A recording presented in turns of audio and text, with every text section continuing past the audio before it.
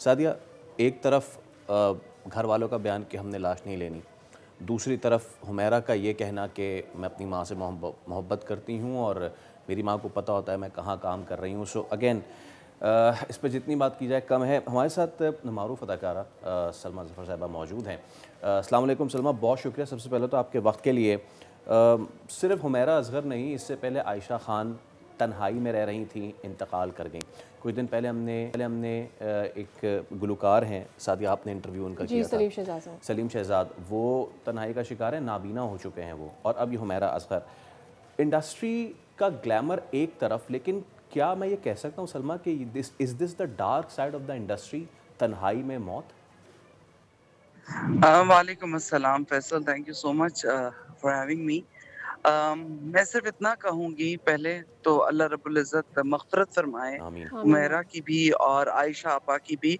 जो अज़ियत, जो तन्हाई की अज़ियत है ना, वो यहीं पे सज़ा काट ली। बस अल्लाह पाक उनके आगे के रास्ते बहुत आसान करे, और हम सबको जो सीख अल्लाह रब्बुल इज़्ज़त चाहता है इससे लेने की, वो हम ले लें।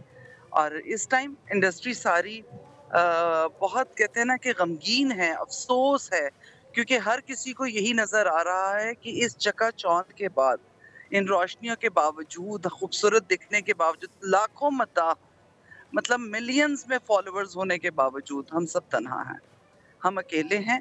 अगर हमारे खूनी रिश्ते, हमारे बहुत करीबी दोस्त अहबाब वाकई हमारे दोस्त नहीं हैं, हमारे एक्वेंटेंस अगर खाली, तो उनका कोई फ़ायदा नहीं है। अगर हमारे दोस्त हैं जो कि हमारी गमी खुशी में हमारे साथ खड़े हैं, उन्हें हमारी तकलीफ़ पे तकलीफ़ होती है और वो हमें उस गम में से, उस तन्हाई में से, उस डिप्रेशन में से निकाल कर बाहर लाने की कोशिश करते हैं, तो वरना कोई हासिल नहीं है।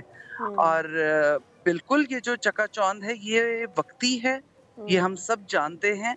ये एक मौका है करियर बनाने का, ज़रूर है, लेकिन जो लोग सिर्फ फेम के पीछे भागते हैं, फिर वो इसी तन्हाई का शिकार हो जाते हैं, क्योंकि इस फेम की बहुत बड़ी कीमत चुकानी पड़ती है फैसल हमें। सब्सक्राइब करें और बेल दबाएं ताकि कोई खबर रह न जाए।